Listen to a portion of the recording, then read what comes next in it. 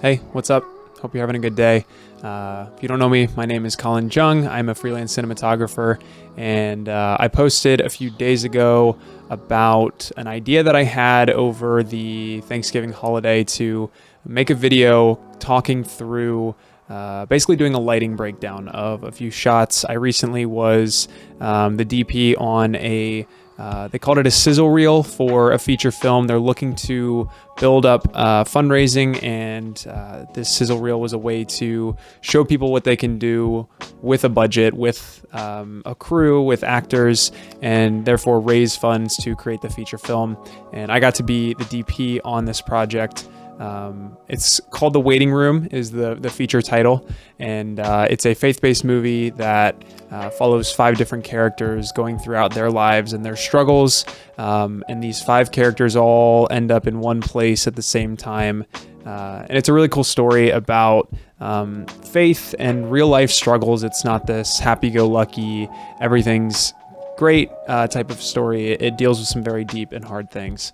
And so it was a really cool project to be a part of. And I wanted to kind of give, from a newer DP's standpoint, this is not a Greg Fraser talks you through his $1 million feature, his multi-million dollar, $100 million feature. This is freelance DP in a Midwest town on a small indie project, talks you through a lighting breakdown on some frames for some scenes that I put together. As is the case with a lot of this YouTube content that's going around, this is something that's really valuable to me to make because I get to critique myself, and also for you, the viewer, you get to watch someone who has a couple lights and a relatively affordable camera, a relatively affordable kit overall, and you get to watch how I problem solved and worked to create some what I think are pretty cool frames for, again, a small scale indie project. This is not your next Dune or superhero movie. This is a project that some people decided they wanted to make, and they put together a team and they made it. So to start off, there's a lot of intensity in this scene. There's conflict between these 2 characters, and that's something that right off the bat I wanted to create. So we shot this whole scene on an easy rig, and that gives it this kind of intense natural movement. It's not on a tripod, it's not static. You kind of feel like you're in the room with them. So that was the first thing. We wanted to create that kind of intensity with the stabilization of the camera. And then with the lighting, there were a few other things that I was trying to do. So one thing that I always try to do is shoot on the shadow side of the face. So you can see here, we've got, you're getting some nice contour. I don't know if you'd necessarily consider that a Rembrandt triangle on her cheek there, but you're getting the shadowed side of her face, and it always appears more interesting. Even in this frame here that you're on, I'm kind of not shooting shadow side, and my face kind of starts to feel just flat and even, which is not terrible. It's not unflattering, but it's just not as compelling or interesting, especially in a dramatic scene. You're also getting some nice rim lighting on the back of his head. It's not too bright. You're getting a little bit of shine on him, but I think it's okay. And then the lighting in the doorway behind her, I had a big tube light that I set up on a stand that kind of illuminated that whole hallway. So towards the end of the scene, she runs back into that hallway, and I think it plays really well to be this kind of moody, warmer toned room compared to the rest of the cool world. She's kind of escaping into the warmth, I guess you could say. The next few frames I'm going to talk about are all going to be relatively quick, and the reason I want to talk about them is because I was not involved in any location scouting for this project. I was brought on as the DP, so I showed up. The first day on set was the day of shooting.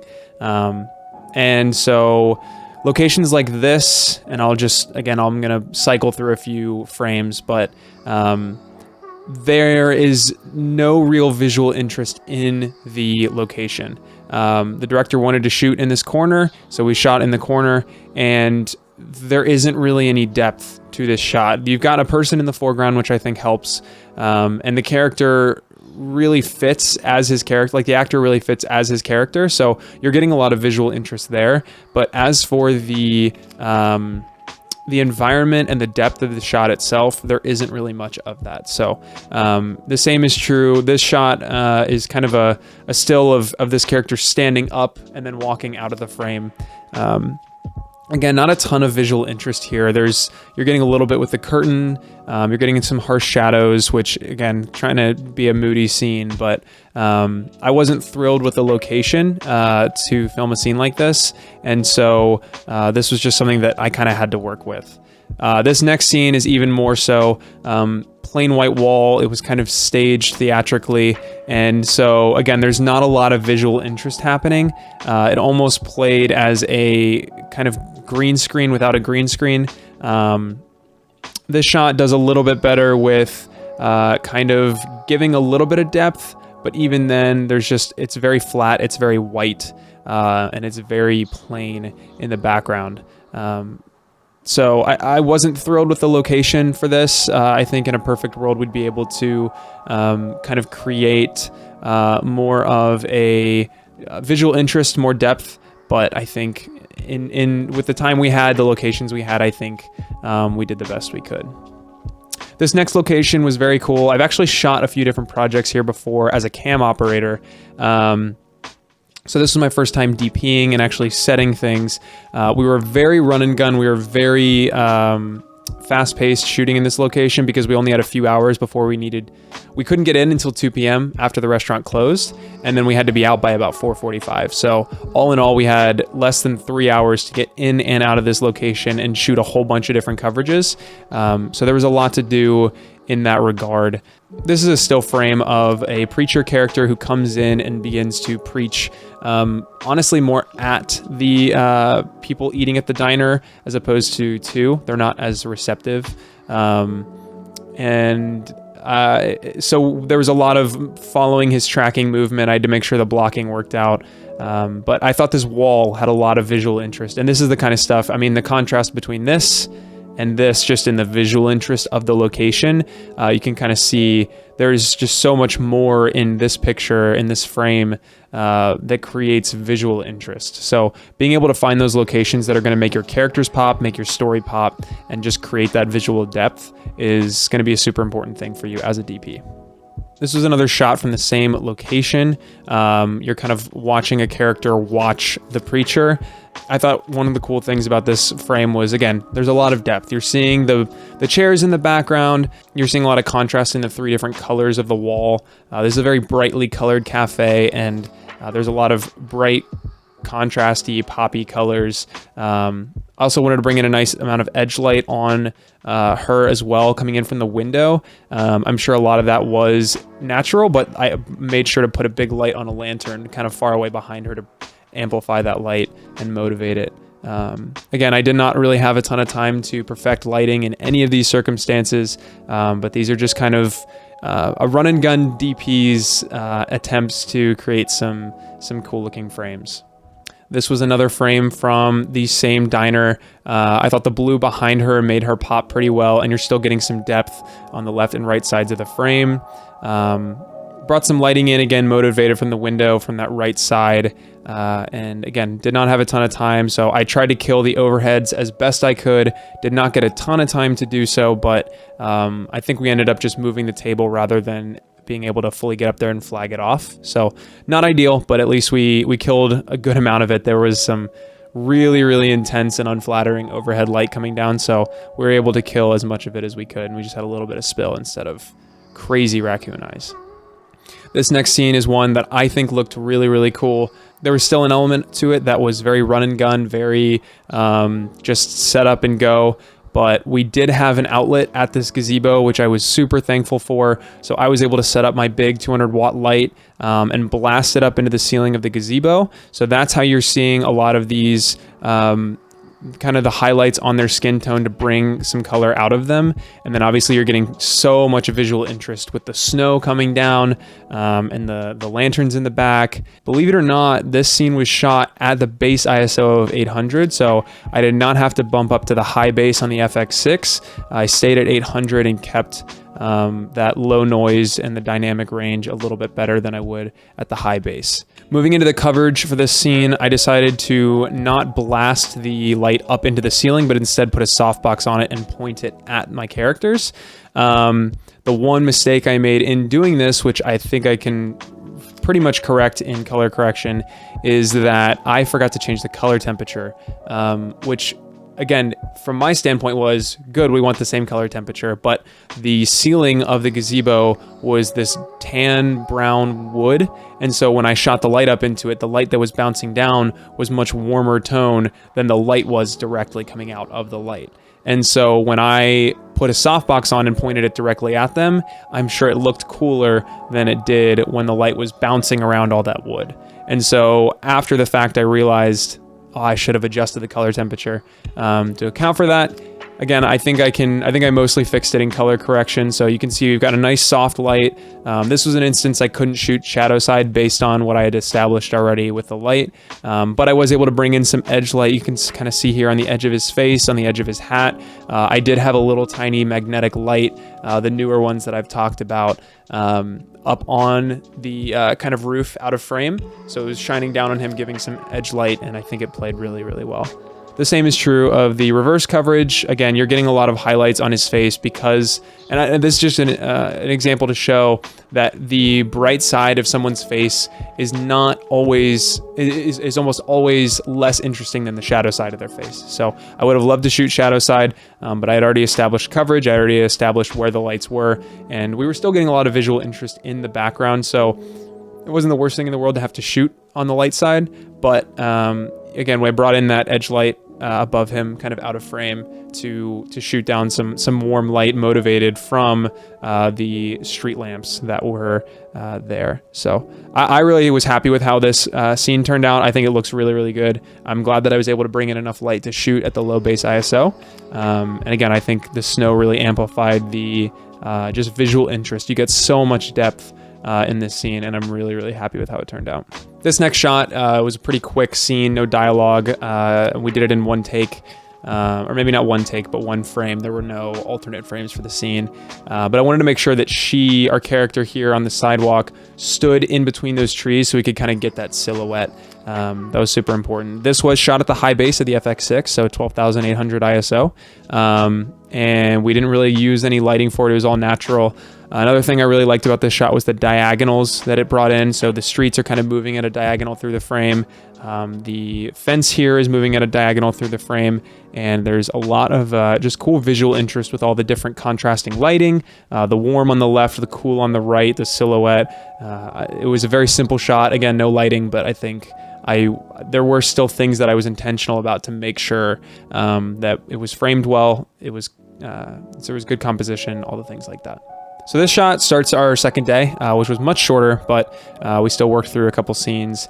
And one of the things that I really liked about this was the texture on the curtain behind her.